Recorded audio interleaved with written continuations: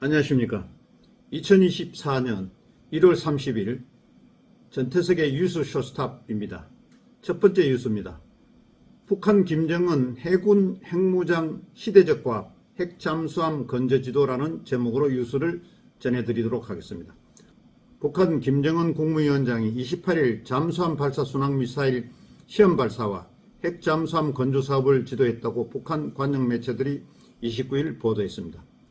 먼저 북한 조선중앙통신은 이날 김정은 동지께서 지난 28일 새로 개발된 잠수함 발사 전략 순항미사일 불화살 3-31형 발사를 지도했다며 미사일이 7,422초, 7,445초간 동해 상공에서 비행해 섬 목표를 명중 타격했다고 밝혔습니다.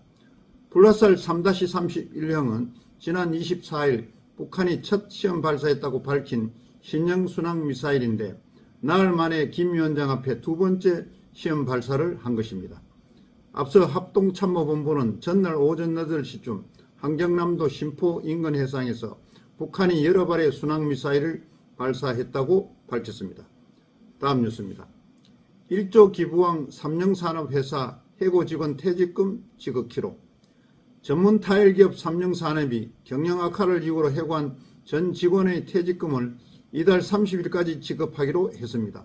삼영산업은 1조 원 기부왕 고 이종환 삼영화그룹 명예회장이 설립한 타일 제조업체입니다. 29일 삼영산업 경영진 측에 따르면 김해시 진영업 하계로 본사와 공장에서 일하다 지난 15일자로 해고된 전 직원 130명에 대한 퇴직금 32억 원을 오늘 30일까지 지급할 계획이다. 또 당초 퇴직금 지급기한은 해고 통보 후 14일 이내에서 시한은 29일까지입니다. 삼영산업 측은 직원들의 퇴직금 마련을 위해 그동안 외상매출금 등을 최대한 해소해왔습니다. 이 회사는 건설 경기 악화로 인한 타일 판매가 어려워지고 원자재, 가스비 인상 등으로 은행 부채 등을 갚지 못하게 되자 지난달부터 전면 휴업에 들어갔던 것입니다. 다음 뉴스입니다. 테슬라 한 달 새 시가총액 277조 원 증발이라는 제목으로 전해드리겠습니다. 전기차 산업의 아이콘 테슬라의 시가총액이 올 들어 지난 26일까지 한 달도 안 돼 2,074억 달러, 약 277조 원이 줄어들었습니다. 한국 증시에서 시가총액 순위로 2위 내지 5위인 SK하이닉스, LG에너지솔루션, 삼성바이오로직스, 현대차 네 곳의 시가총액과 맞먹는 규모가 증발한 것입니다. 테슬라 주가가 작년 12월 29일 주당 248.48달러에서 이 기간 36% 떨어진 여파로 테슬라가 상장되어 있는 나스닥 지수가 약 3% 오른 것과 상반되는 것입니다.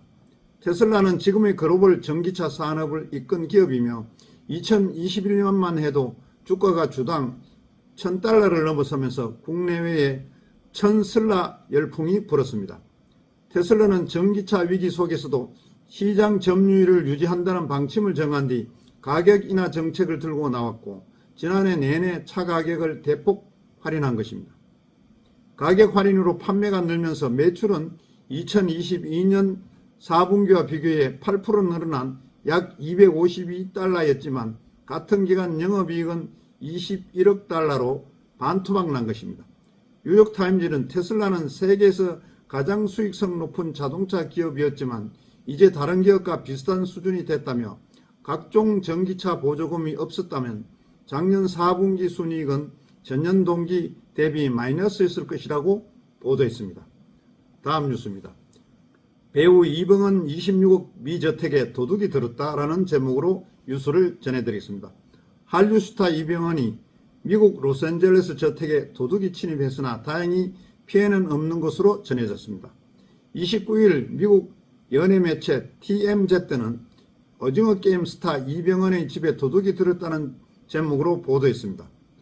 TMZ에 따르면 지난주 로스앤젤레스에 있는 이병헌 집에 도둑이 들어 LA 경찰이 조사하고 있다면서 도둑은 집 미단이 문 유리를 깨고 침입한 것으로 알려졌습니다. 당시 이병헌의 가족은 집에 없었다고 합니다. 현재까지 이병헌이 집에 왜 침입했고 또 어떤 물건을 가져갔는지 정확히 파악되지 않고 있습니다. 경찰은 없어진 물건이 있는지 이병헌을 통해 확인하고 있다고 합니다. 다음 뉴스입니다. 고가 법인차 판매 급증하고 연두색 번호판 인기라는 제목으로 뉴스를 전해드리도록 하겠습니다. 원자재 가격 상승으로 차량 가격 자체가 많이 오른 데다 고가 법인차의 연두색 번호판 적용을 앞두고 미리 법인차를 사두려는 수요가 몰렸다는 소식입니다.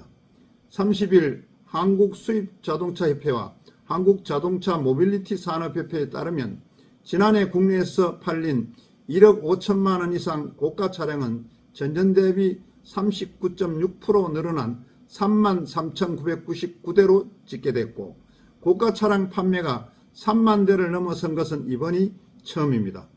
2017년까지만 해도 1만 대를 밑돌던 고가 차량은 2018년 처음으로 1만 대를 돌파했습니다. 2019년 코로나 대유행으로 다시 8,000대 수준으로 줄었으나 2020년부터 다시 급증세로 돌아섰습니다. 2022년에는 처음 2만 대를 돌파했고 1년 만에 다시 1만 대 가까이 늘었습니다.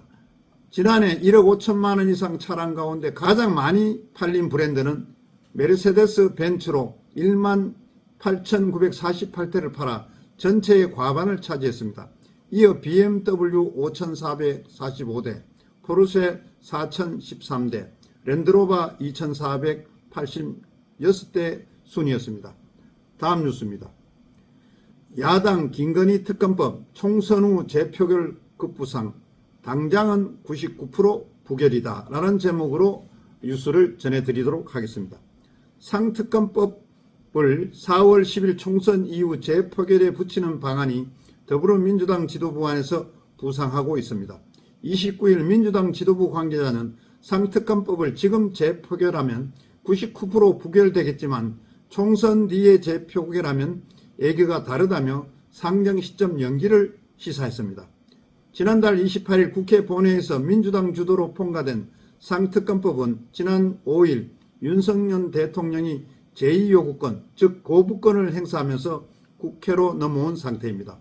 민주당이 주목하는 재표결 시점은 총선 이후부터 21대 국회 임기 말 5월 29일까지 약 50일입니다. 지난번 국회에선 같은 기간 총 5차례 본회의가 열렸었습니다. 다음 뉴스입니다. 윤석열 대통령 한동훈 비대위원장 용산 오찬이라는 제목으로 뉴스를 전해드리도록 하겠습니다.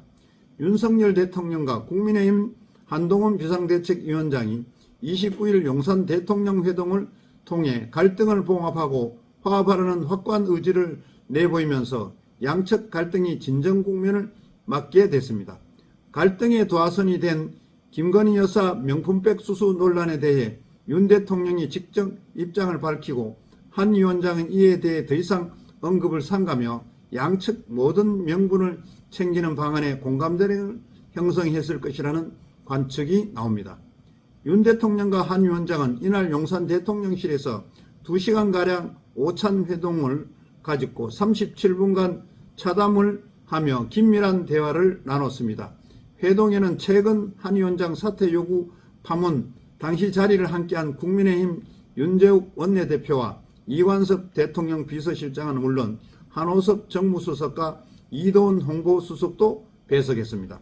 대통령실은 당무 개입 논란을 차단하기 위해 당초 한 위원장을 초청하지 않겠다는 방침을 세웠던 것으로 알려졌습니다. 비상대책위원회가 출범하기 전 인유한 당시 혁신위원장도 혁신위 종로 이후에야 용산 대통령실에 초청한 바가 있지만 하지만 윤한 갈등이 불거지고 여권 내부 두 톱이 정면 충돌하는 대혼란이 발생하자 지난 23일 충남 서천 회동을 갈등을 임시 봉합하는 데 이어 한 위원장을 대통령실에 초청해 회합하는 장면을 보여줘야 한다는 정무적 판단이 작용한 것으로 풀이되는 것으로 보입니다. 다음 뉴스입니다. 한파는 주춤 미세먼지 시작이라는 제목으로 뉴스를 전해드리도록 하겠습니다. 기상청은 30일 아침 최저기온이 영하 9도 내지는 영상 1도, 낮 최고기온은 영상 5도에서 11도로 예상된다고 29일 밝혔습니다. 평년기온보다 약 2도 내지 4도 높은 수준입니다. 특히 낮 최고 기온이 10도 이상으로 오르며 비교적 포근할 것으로 보입니다. 북극 한파가 주춤해지자 초미세먼지가 기승을 부리고 있습니다. 미세먼지는 이번 주 내내 전국적으로 영향을 미칠 전망입니다. 추위는 물러갔지만 이번 주 내내 대기질 악화가 예상된다면서 대기질 통합예보센터에 따르면 초미세먼지 농도는 30일 수도권과 충청권, 전북, 경북 등 대부분 지역의 나쁨 수준으로 보이겠습니다.